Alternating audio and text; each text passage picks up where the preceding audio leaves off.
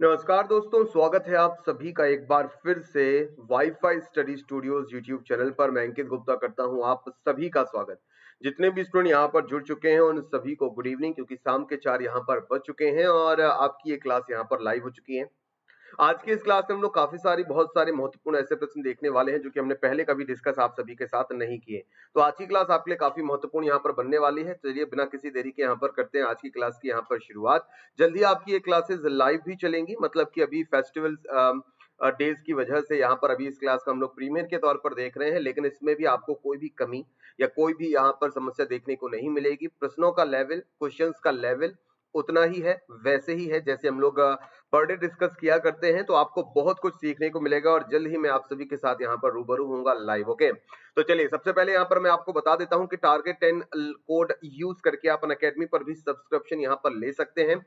10 अगस्त से यहाँ पर हिस्ट्री की क्लासेस शुरू होने वाली है। हिस्ट्री की प्लस क्लासेस आपकी 10 अगस्त से आपकी शुरू होने वाली हैं। इसके अलावा आपकी इंडियन ज्योग्राफी जो आपकी बनती है वो मैं कंप्लीट कर चुका हूँ। इसके अलावा वर्ल्ड ज्योग्राफी की क्लासेस भी आपकी कंप्लीट हो गई हैं, लेकिन आपको फिर भी परेशान होने की आवश्यकता नहीं है। अगर आप हिस्ट्री के लिए इस कोर्स को सब्सक्राइब करते हैं, इस कोर्स को परचेज करते हैं, तो आपको इंडियन ज्योग्राफी और वर्ल्ड ज्योग्राफी की क्लासेस यहाँ पर आपको क्या मिल जाएंगी, लाइव यहाँ पर मिल जाएंगी। परेशान नहीं होना है। और जब वर्ल्ड ज्योग्राफी की क्लासेस हमारी चल रही थी तो मैंने करीब करीब 9 आवर्स की आपकी रिवीजन क्लास इंडियन ज्योग्राफी की भी ली थी। तो इस तरह से अगर आप सब्सक्रिप्शन लेते हैं तो आपकी इंडियन ज्योग्राफी, वर्ल्ड ज्योग्राफी का रिवीजन, उसके साथ ही साथ हिस्ट्री की क्लासेस, अभी हम लोग शुरुआत में मॉडर्न हिस्ट्री की तैयारी यहाँ पर करेंगे, उसके बाद हम लोग मेडिवल और एंशिएंट हिस्ट्री की तरफ बढ़ चलेंगे। क्योंकि एसएससी के किसी भी एग्जाम का अगर आप लेवल उठाकर देखें तो वहां पर जितने भी प्रश्न आपके हिस्ट्री के एग्जाम से पूछे जाते हैं, सबसे ज्यादा प्रश्न आपके मॉडर्न हिस्ट्री से ही पूछे जाते हैं, याद रखिएगा। तो आपको भी यहाँ पर हिस्ट्री के लिए आप लोग सब्सक्रिप्शन ले सकते हैं, टारगेट 10। इस कोड का इस्तेमाल करके आप एसएससी का कंप्लीट जीएस कोर्स परचेज करेंगे तो इसमें आपको मैथ्स, रीजनिंग, इंग्लिश सब कुछ आपको मिल जाएगा।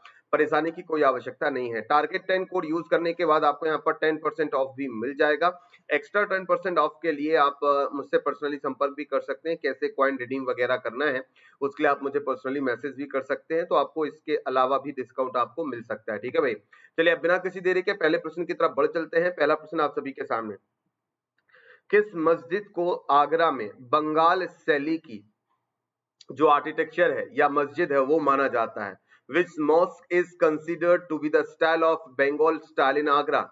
आगरा की किस मस्जिद को बंगाल शैली में बनी हुई मस्जिद के नाम से भी जाना जाता है? नगीना मस्जिद, मोती मस्जिद, जामा मस्जिद या फिर बादशाही मस्जिद। चार मस्जिदों आपके नाम आपके सामने हैं।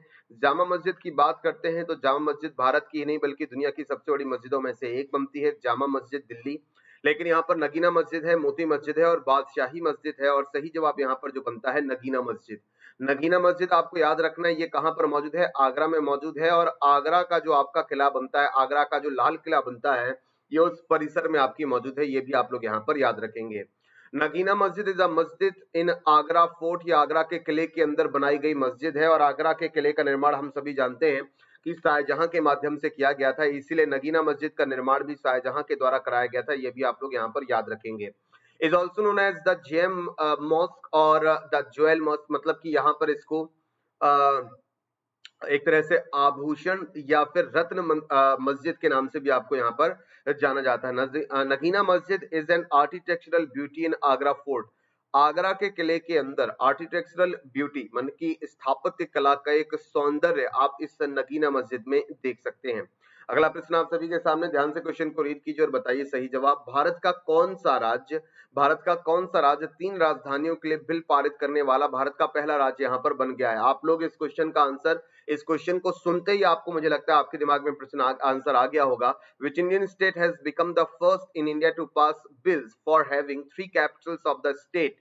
हिमाचल प्रदेश, गुजरात, आंध्र प्रदेश और उत्तराखंड। अभी हाल ही में उत्तराखंड स्टेट ने गैरसैंण को अपनी राजधानी बनाया, ये तो आपने सुना ही होगा। ग्रीष्मकालीन राजधानी गैरसैंण को आपका बनाया गया। लेकिन आंध्र प्रदेश ने साउथ अफ्रीका की तर्ज पर, किसकी तर्ज पर? साउथ अफ्रीका जो आपका कंट्री बनता है, तो साउथ अफ्रीका में भी आपका 3 राजधानियों वाला सिस्टम चलता है। उसी की तर्ज पर अमरावती, इसके अलावा कुर्नूल और इसके अलावा विशाखापत्तनम, इन 3 शहरों को अपनी राजधानी यहाँ पर बनाया है। और इसके लिए हाल ही में आंध्र प्रदेश में यहाँ पर उसकी जो पार्लियामेंट है, मतलब की जो विधानसभा है, वहां पर बिल आपका पास कर दिया गया है। ये भी याद रखिएगा कि आंध्र प्रदेश को ये नौबत क्यों मिली, क्योंकि तेलंगाना स्टेट की अगर मैं बात करता हूं 2014 में तेलंगाना स्टेट को 2 जून को 2 जून को 2014 को तेलंगाना भारत का 29वां राज्य बनता है। ये आंध्र प्रदेश से बटकर आपका बनता है, तो 2 जून स्थापना दिवस आपका बनता है तेलंगाना स्टेट का भी। और आंध्र प्रदेश राज्य ने भी आगे चल के अपने राज्य का जो स्थापना दिवस है, फाउंडेशन डे है, वो भी आपका 2 जून को सेलिब्रेट करने का निर्णय आपका यहाँ पर लिया है। तो ये भी साथ ही साथ याद रखिएगा। हैदराबाद शहर की बात करते हैं, अब ये तेलंगाना राज्य के अंदर आएगा, इसलिए तेलंगाना राज्य की राजधानी हैदराबाद आपका बनेगा और आंध्र प्रदेश की 3 राजधानी यहाँ पर आपको देखने को मिलेंगी। अगला प्रश्न, निम्नलिखित में से कौन सूर्य से ग्रहों की दूरी के अनुसार सही क्रम यहाँ पर बनता है? According to the distance of the planet from the sun, which of these following order is correct? Mercury, Earth, Mars and Venus, Mercury, Mars, Earth and Venus, Mercury, Mars, Venus and Earth, और Mercury, Venus, Earth and Mars. अगर हम लोग यहाँ पर बात करते हैं कि ये है हमारे सूर्य देवता, सूर्य देवता के सबसे करीब जो हमारा ग्रह बनता है उसे हम लोग बोलते हैं बुध प्लैनेट यानी कि मर्क्यूरी। मर्क्यूरी अगर हम लोग चारों ऑप्शंस में यहाँ पर देखते हैं तो सभी में यहाँ पर मर्क्यूरी पहले नंबर पर है। सेकंड नंबर पर आता है आपका वीनस, वीनस के बाद आती है आपकी अर्थ, अर्थ के बाद आता है आपका मार्स यानी कि मंगल ग्रह। तो अगर हम लोग सेकंड नंबर पर देखें वीनस, तो यहाँ पर अगर मर्क्यूरी के बाद अर्थ है तो ये रॉन्ग हो जाएगा, मर्क्यूरी के बाद मार्स है तो ये भी आपका रॉन्ग हो जाएगा, मर्क्यूरी के बाद यहाँ पर भी मार्स है। हमें ज्यादा नहीं, हमें चारों के चारों ऑप्शन चेक करने की आवश्यकता है ही नहीं, हमें मर्क्यूरी के बाद वीनस सेकंड पोजीशन पर आए वो वाला ऑप्शन यहाँ पर करेक्ट होना चाहिए। तो मर्क्यूरी के बाद वीनस, वीनस के बाद अर्थ, अर्थ के बाद मार्स, तो ये चारों ऑप्शन यहाँ पर करेक्ट बनेंगे। तो करेक्ट आंसर आपका ऑप्शन नंबर 4 बनेगा।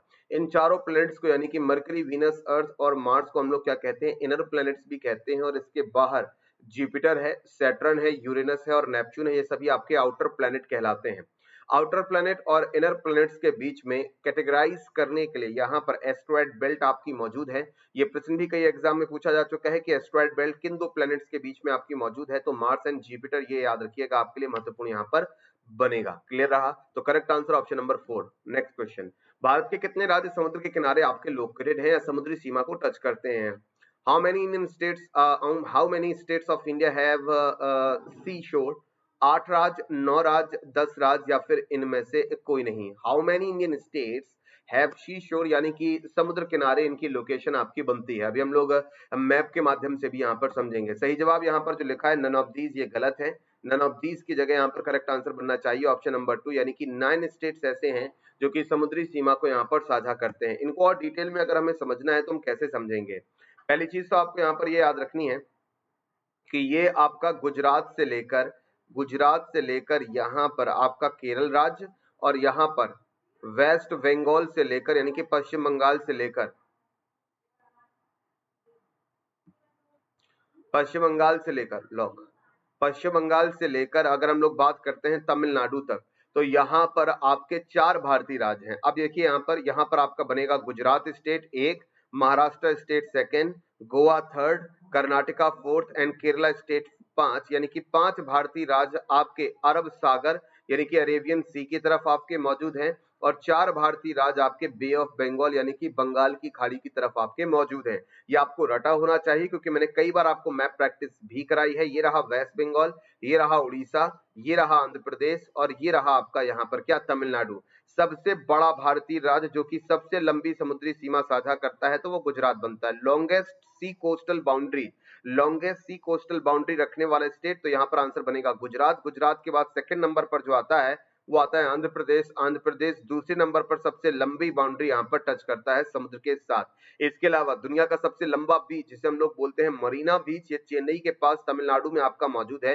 ये दुनिया का सबसे लंबा समुद्री तट बनता है यानी कि समुद्री बीच यहाँ पर बनता है। इसके अलावा अगर दुनिया का सबसे लंबा समुद्री बीच पूछा जाएगा तो कसिनो बीच का नाम आपको यहाँ पर याद रखना है जो कि ब्राजील में आपका मौजूद है।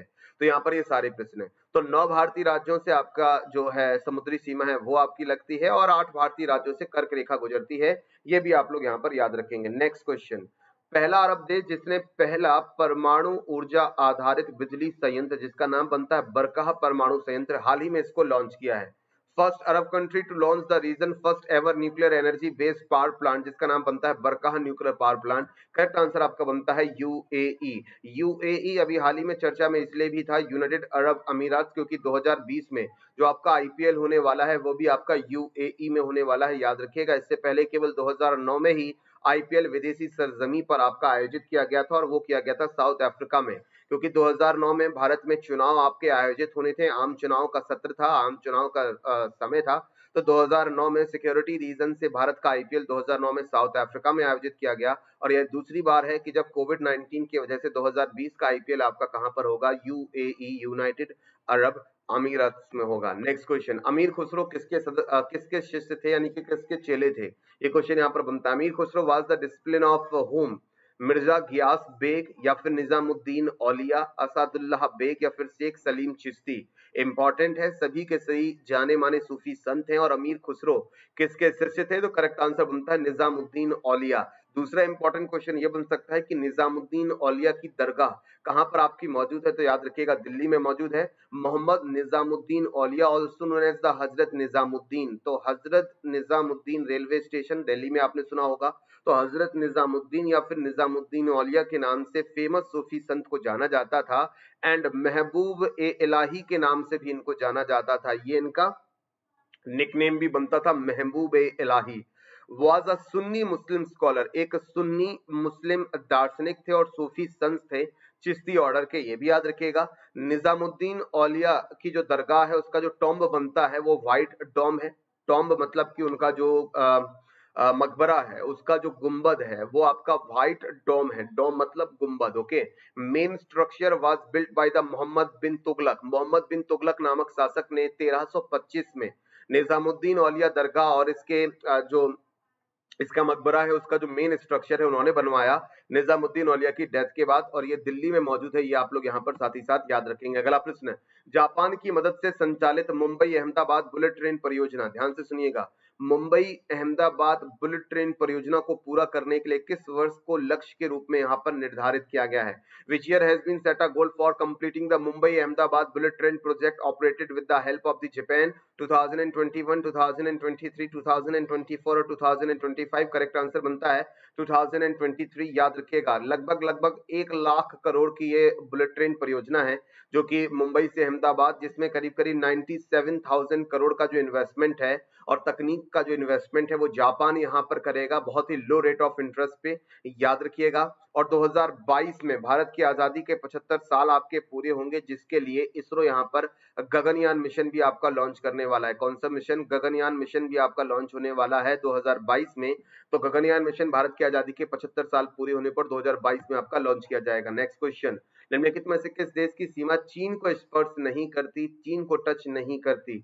Which of the following countries order doesn't touch China? Cambodia, Laos, Vietnam और म्यांमार। जैसे कि मैंने आप सभी के लिए कहा था कि एसएससी एग्जामिनेशंस में जितने भी हमारे पड़ोसी कंट्री बनते हैं, चाहे फिर वो आपका पाकिस्तान हो, चाहे फिर वो आपका नेपाल हो, चाहे फिर वो आपका भूटान हो, चाहे फिर वो आपका श्रीलंका हो, चाहे फिर वो आपका अफगानिस्तान हो, और चाहे फिर वो आपका चाइना हो, या फिर चाहे वो आपका बांग्लादेश हो, ऐसी कंडीशन में आपको क्या करना है, जितनी जानकारी और भारत के बारे में जितनी जानकारी आप जुटा सकते हैं उतनी ही जानकारी आपको अपने पड़ोसी कंट्रीज के साथ के लिए भी जुटानी होगी। तो जैसे कि अगर हम लोग यहाँ पर देखते हैं, चाइना भारत का पड़ोसी कंट्री बनता है और ये प्रश्न आपके एसएससी के एग्जाम में पूछा गया प्रश्न ही है। अब यहाँ पर काफी कंफ्यूजन है क्योंकि चाइना दुनिया में अधिकतर कंट्रीज के साथ सीमा साझा करता है। दुनिया में वो कंट्री जो कि मैक्सिमम बाउंड्री टच करते हैं दुनिया के दूसरे देशों के साथ, उसमें चाइना का नाम भी आपका आता है, तो याद यहाँ पर रखिएगा। अब कंबोडिया है, लाओस है, वियतनाम है, लाओस है, वियतनाम है और म्यांमार है। अब इन सभी कंट्रीज में से बात करते हैं तो कंबोडिया यहाँ पर करेक्ट आंसर आपका बनता है। अब याद कैसे करना है? तो याद आपको मैप प्रैक्टिस से ही करना है, ये आपको वर्ल्ड ज्योग्राफी में आपको देखने को मिलेगा। कंबोडिया की बात करते हैं तो कंबोडिया की लोकेशन कहां पर बनती है दुनिया के नक्शे पर, वो मैंने आपको यहाँ पर दिखाया कि ये रहा आपका कंबोडिया, और जो पूरा ये ऑरेंज कलर का आपको रीजन नजर आ रहा है ये आपका चाइना यहाँ पर बनता है।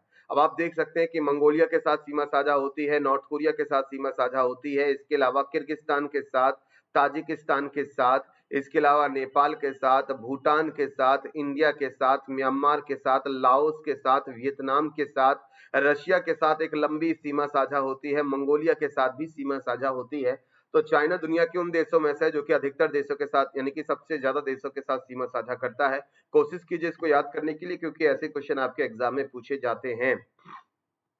अगला प्रश्न, किस राज्य और केंद्र शासित प्रदेश ने केसर के लिए ज्योग्राफिकल इंडिकेशन टैग यानी कि भौगोलिक संकेत का जो पंजीकरण है, रजिस्ट्रेशन है, वो हाल ही में इसको यहाँ पर जारी किया गया है। Which state and union territory has issued the certificate of geographical indication यानी कि GI registration for the saffron. आप कश्मीरी केसर को तो जानते ही होंगे। कश्मीर में केसर की जो खेती होती है, एग्रीकल्चर होता है, वो करेवा नाम की मिट्टी पर होता है, जो कि हाईलैंड्स होते हैं, काफी ऊंचाई पर इन मिट्टियों पर, जिनको करेवा कहा जाता है, केसर की खेती आपकी यहाँ पर की जाती है। तो कुछ ही दिनों पहले मैंने आपको बताया था कि जम्मू एंड कश्मीर के केसर को यानी कि जम्मू कश्मीर या कश्मीरी केसर को, वहां पर उनकी 3 अलग-अलग वैरायटीज आपकी पाई जाती है, उनको वहां पर जीआई टैग प्रदान किया गया है। कुछ ही दिनों पहले उत्तर प्रदेश के गोरखपुर शहर की गोरखपुर टेराकोटा, लाल मिट्टी से बने वाले या बनने वाले सजावटी सामान को टेराकोटा यहाँ पर कहा जाता है, उसको भी जीआई टैग दिया गया था। मणिपुर के काले चावल, जिनको पकने में करीब करीब 45 मिनट का समय लगता है, जिनको चकहाव कहा जाता है, अपनी अरोमा के लिए, अपनी महक के लिए जाने जाते हैं, उनको भी जीआई टैग आपका दिया गया था। एक बार जीआई टैग मिलने के बाद याद रखिएगा कि जीआई टैग अगले 10 सालों तक आपका क्या होता है, जीआई टैग अगले 10 सालों तक आपका वैलिड होता है। अगला प्रश्न, रेयान। रेयान एक फैब्रिक होता है, तो रेयान निम्नलिखित में से किससे प्राप्त होता है? Rayon is obtain from which among the following? Rayon जो निकलता है वो सिल्क से ऑब्टेन किया जाता है, निकाला जाता है, या फिर वुड पल्प यानी कि लकड़ी के जो रेसे होते हैं उनसे, या वूल यानी कि ऊन, या फिर कॉटन यानी कि कपास। कपास की खेती सबसे बेहतर होती है काली मिट्टी पे, कई बार बता चुका हूं। कपास को आपका व्हाइट गोल्ड भी कहा जाता है, सफेद सोना कपास को कहा जाता है, ग्रीन गोल्ड कहा जाता है बैम्बू को, लिक्विड पेट्रोलियम कहा जाता है, आपका क्रूड ऑयल को लिक्विड पेट्रोलियम कहा जाता है। नहीं, लिक्विड पेट्रोलियम की अगर मैं यहाँ पर बात कर, नहीं सॉरी, ये गलत हो गया। पेट्रोलियम की अगर मैं बात करता हूँ तो पेट्रोलियम को लिक्विड गोल्ड कहा जाता है, ये करेक्ट बनेगा। पेट्रोलियम को क्या कहते हैं? लिक्विड गोल्ड कहते हैं, याद रखिएगा। इसके अलावा व्हाइट गोल्ड तो कहा जाता है कॉटन को, ये तो याद ही रखते हैं। ब्लैक गोल्ड की बात करते हैं तो कोयले को काला सोना आपका कहा जाता है। रेयान की अगर मैं बात करता हूँ, रेयान के जो रेशे आपके निकाले जाते हैं, वो आपके जो निकलते हैं, वो आपके रेयान के जो रेशे होते हैं वो लकड़ी के पल्प से आपके निकाले जाते हैं, यानी कि वुड पल्प से आपके निकाले जाते हैं। यहाँ पर आपको प्रोसेस भी नजर आएगी, इमेज के माध्यम से आप यहाँ पर प्रोसेस भी देख सकते हैं। पहले ट्री यानी कि पेड़ होता है, पेड़ की जो छाल होती है, पेड़ की जो लकड़ियां होती हैं, उन लकड़ियों से अगर हम लोग यहाँ पर बात करें तो उन लकड़ियों से आपकी वुड यानी कि लकड़ी निकलती है पेड़ों से, उनसे आपके पल्प यानी कि जो उसके रेशे होते हैं उसको फिर प्रोसेस करके यार्न यानी कि जिससे आपका रेयान बनता है या रेयान के रेशे बनते हैं, वो आपके निकाले जाते हैं, तो याद रखिएगा। अगला प्रश्न, किस प्रकार का शहर प्रशासन बड़े शहरी क्षेत्र को नियंत्रित करने के लिए स्थापित किया जाता है? Which type of city administration control larger urban area? Nagar panchayat सबसे बड़े अर्बन एरिया को कंट्रोल करती है, या फिर म्युनिसिपल काउंसिल, या फिर म्युनिसिपल कॉर्पोरेशन, या फिर इनमें से कोई भी ऑप्शन आपका करेक्ट नहीं है। म्युनिसिपल कॉर्पोरेशन, नगर पालिका, नगर निगम, आपने जो नाम सुना है, नगर निगम की बात करते हैं तो किसी भी बड़े शहरी क्षेत्र को और वहां के एडमिनिस्ट्रेशन को, साफ सफाई को कंट्रोल करने के लिए वहां पर म्युनिसिपल कॉर्पोरेशन आपका स्थापित होता है। अगला प्रश्न, उष्णकटिबंधीय क्षेत्र के आसपास आमतौर पर जलवायु के गर्म होने का कारण क्या होता है? रीजन क्या बनता है? The tropical region has generally a hot climate because of its location around the poles.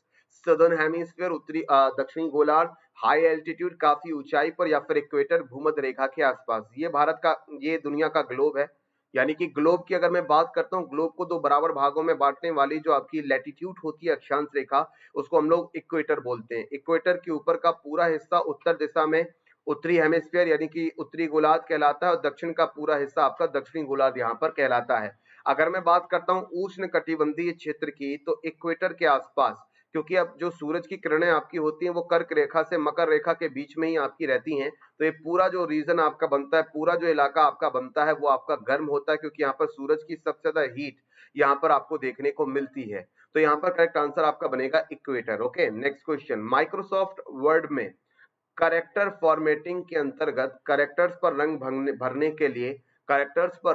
के लिए किसका उपयोग आपका किया जाता है? In Microsoft word under character formatting which option is used to apply colors on the characters? Font style, font color, effects and the size. Font style से हम अलग अलग तरीके के अलग अलग डिजाइन का उपयोग कर पाते हैं, साइज से हम उसका आकार घटा या बढ़ा सकते हैं, लेकिन वहां पर कैरेक्टर्स में कलर भरने के लिए हम लोग फॉन्ट कलर ऑप्शंस को यहाँ पर सिलेक्ट करते हैं, याद रखिएगा। टेलीग्राफ लाइन को सर्वप्रथम कहां पर आपका बिछाया गया था? This is the most important question. Where did the telegraph line be laid first? Calcutta to the Diamond Harbour, Agra to the Jaipur, Delhi to the Shimla and Raniganj to Calcutta. Telegraph wire की बात करते हैं तो सबसे पहले जो टेलीग्राफ लाइन है वो 1854 में आपकी बिछाई गई थी, याद रखिएगा। इससे जस्ट पहले 1853 में भारत में पहली बार रेलवे लाइन भी आपकी बिछाई गई थी। लॉर्ड डलहौजी उस समय भारत के गवर्नर जनरल हुआ करते थे, उन्हीं के कार्यकाल में, उन्हीं के टाइम पीरियड में ये बिछाई गई थी। लॉर्ड डलहौजी सबसे ज्यादा कुख्यात रहे हैं किसके लिए? डॉक्ट्रिन ऑफ लैप्स के लिए, यानी कि विलय की नीति के सिद्धांत के लिए। भारत में सबसे पहला पोस्ट ऑफिस भी कलकत्ता में और भारत की पहली मेट्रो भी कलकत्ता में ही आपकी चलाई गई थी। कलकत्ता से लेकर डायमंड हार्बर जो आपका पोर्ट बनता है, वहां के भी सबसे पहले टेलीग्राफ लाइन आपकी बिछाई गई थी। अगला प्रश्न, विषुव का मतलब वह तारीख है जब, equinox mean the date when, ये वो तारीख होती है जब day is longer than the night, यानी कि दिन आपका लंबा होता है, रातें आपकी छोटी होती हैं। Night is longer than the day, जो रातें होती है वो ज्यादा लंबी होती हैं, दिन आपका अपेक्षाकृत छोटा होता है। It is the shortest day, ये सबसे छोटा दिन होता है, and the shortest night of the year, ये पूरे साल की सबसे छोटा दिन और पूरे साल की सबसे छोटी रात होती है। या फिर इक्विनॉक्स का मतलब होता है वो तारीख जब दिन और रात की जो ड्यूरेशन होती है, अवधि होती है, वो बराबर होती है। तो बिल्कुल सही, option number 4 here is the right answer. Equinox की जो लोकेशन आपकी बनती है, इक्विनॉक्स की जो सिचुएशन आपकी बनती है, वो बनती है 23 सितंबर को और आपकी बनती है 21 मार्च को। 21 मार्च और 23 सितंबर को पृथ्वी पर दिन और रात आपके बराबर होते हैं, यानी कि 12 आवर्स का दिन होता है और 12 आवर्स की ही आपकी रात होती है, याद रखिएगा। ठीक है, तो 12 महीने का दिन और 12 घंटे का दिन और 12 घंटे की रात वो इसलिए होता है क्योंकि सूरज की किरणें इक्वेटर पर, सूरज की किरणें इक्वेटर पर बिल्कुल सीधी पड़ती हैं। इक्वेटर पर सीधी पड़ने की वजह से यहाँ पर आधे ग्लोब पर दिन होता है, आधे ग्लोब पर रात होती है। तो आधा दिन आधी रात, यानी कि 12 घंटे का दिन 12 घंटे की रात साल में 2 बार देखने को मिलता है, जब सूरज भूमध्य रेखा पर बिल्कुल सीधा होता है, 23 सितंबर और 21 मार्च के दिन, याद रखिएगा। नेक्स्ट क्वेश्चन, कौन सा देश भारत के साथ अंतरराष्ट्रीय सीमा साझा नहीं करता? Which country doesn't has the international border with India? Pakistan के साथ हम लोग रेड क्लिफ लाइन यहाँ पर साझा करते हैं, बांग्लादेश के साथ भी हम लोग यहाँ पर सीमा साझा करते हैं, और 3 बीघा कॉरिडोर के माध्यम से आवाजाही यहाँ पर सुनिश्चित होती है भारत और बांग्लादेश के बीच में।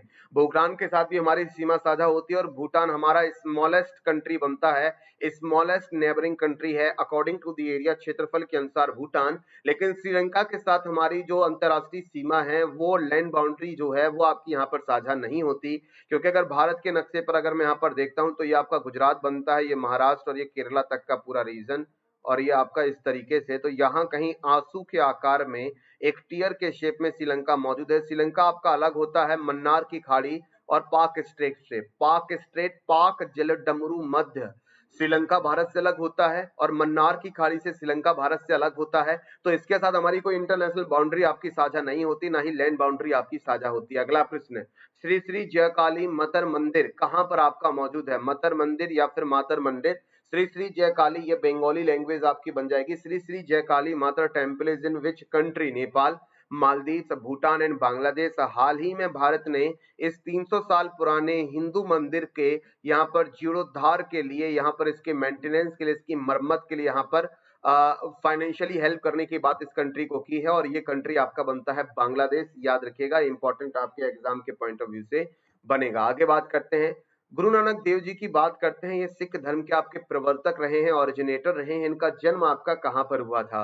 Where was the Guru Nanak Dev the originator Sikh religion born? इनका जन्म अमृतसर में हुआ था, या फिर आनंदपुर साहिब में हुआ था, या तलवंडी में हुआ था, या फिर पटना साहिब में हुआ था? गुरु नानक देव जी का जो जन्म हुआ था वो तलवंडी, ये दिल्ली का एक रीजन, एक इलाका बनता है, यहाँ पर इनका जन्म हुआ था। जबकि गुरु नानक देव जी ने अपने अपने जन्म के अंतिम वर्ष या अपने जीवन के अंतिम वर्ष करतारपुर वर्तमान में आपका पाकिस्तान में पड़ता है, तो करतारपुर में आपके गुजारे थे, याद रखिएगा। अब करतारपुर कॉरिडोर के माध्यम से करतारपुर सिख गुरुद्वारा जाने का रास्ता भी अब आपका सुनिश्चित यहाँ पर हो चुका है। निम्नलिखित में से किस देश की सीमा चीन से आपकी लगती है? Which of the following country border touches with the China? ये सेकंड क्वेश्चन है जो कि इस क्लास में आपके साथ यहाँ पर आ रहा है। उज्बेकिस्तान, थाईलैंड, वियतनाम और साउथ कोरिया, इन 4 कंट्रीज में से किस कंट्री की सीमा यहाँ पर चाइना के साथ लगती है? तो वियतनाम की लगती है, बाकी 3 की नहीं लगती। तो मैंने आपको बताया कि इस तरह से क्वेश्चन आपको एग्जाम में भी देखने को मिल सकते हैं। वियतनाम की बात करते हैं तो दुनिया के नक्शे पर आप वियतनाम को यहाँ पर देख सकते हैं। ये वियतनाम की लोकेशन आपको यहाँ पर दिख जाएगी। वियतनाम के साथ चाइना की लोकेशन यहाँ पर आपकी साझा हो रही है। एक और प्रश्न, नगर पालिका में महिलाओं के लिए कितनी सीटें आपकी आरक्षित की गई हैं? According to the Indian constitution, भारतीय संविधान के अनुसार how many seats are reserved for women in municipality? 1/5, 1/7, 1/3 या फिर 1/4? Correct answer 1/3। 33% जो सीटें हैं म्यूनिसिपैलिटीज में वो वहां पर महिलाओं के लिए आपकी आरक्षित की गई है। पॉलिटी का एक अच्छा प्रश्न था। अभी हम होम टाउन में हैं, जल्द ही लखनऊ जब वापस पहुंचेंगे तो आपकी स्पेशल क्लासेस जो आपकी एसएससी की चल रही थी वो स्पेशल क्लासेस आपकी एज इट इज रन होने लग जाएंगी।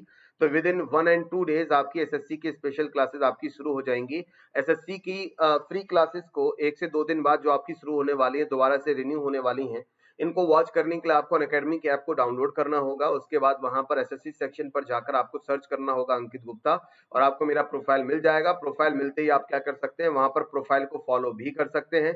फॉलो करने से होगा कि जैसे ही यहाँ पर फ्री क्लासेस, स्पेशल क्लासेस आपकी शुरू हो जाएंगी, आपके पास नोटिफिकेशन आने लग जाएगा कि सर की क्लासेस यहाँ पर शुरू हो चुकी हैं, और आप उन क्लासेस का दीदार भी यहाँ पर कर पाएंगे। अनअकैडमी पर कोई भी सब्सक्रिप्शन लेने के लिए आपको क्या करना होगा? अनअकैडमी पर कोई भी सब्सक्रिप्शन लेने के लिए आप टारगेट 10 कोड का इस्तेमाल कर सकते हैं। आपको वहां पर सब्सक्रिप्शन भी मिलेगा और 10 तारीख से होने वाली क्लासेस का लुत्फ भी आप लोग वहां पर उठा पाएंगे। तो आज के लिए दोस्तों मेरे साथ में इस क्लास में इतना ही। टेलीग्राम की अगर मैं बात करता हूं कि आपको पीडीएफ कहां पर मिलेगी, तो आपको उसके लिए कुछ नहीं करना है, टेलीग्राम पर जाकर ओपन करना है अंकित गुप्ता कैपिटल लेटर्स में और लास्ट में डालना है जीके, अंकित गुप्ता जीके। जैसे ही आप लोग वहां पर डालेंगे तो चौथे नंबर पर आपको मेरा चैनल जो है वो आपको मिल जाएगा। बाकी सभी फर्जी चैनल है तो उन पर क्लिक मत कीजिएगा। ये वाला चैनल की अंकित गुप्ता जीके, जिस पर आपको यहाँ पर कैपिटल लेटर्स में लिखा हुआ नजर आएगा, 5494 सब्सक्राइबर्स आपके यहाँ पर मौजूद हैं, याद रखिएगा। ये ऑफिशियल चैनल आपका बनता है। इसके अलावा कई फर्जी चैनल भी हैं, तो उनको वहां पर ज्वाइन मत कीजिएगा, वो आपके लिए फेक बनेंगे। तो आज के लिए दोस्तों मेरे साथ में इस क्लास में इतना ही। कल फिर मुलाकात होगी इसी वक्त इसी समय एक और वीडियो के साथ। थैंक यू एवरीवन क्लास को वॉच करने के लिए और विजिट करने के लिए। Thank you.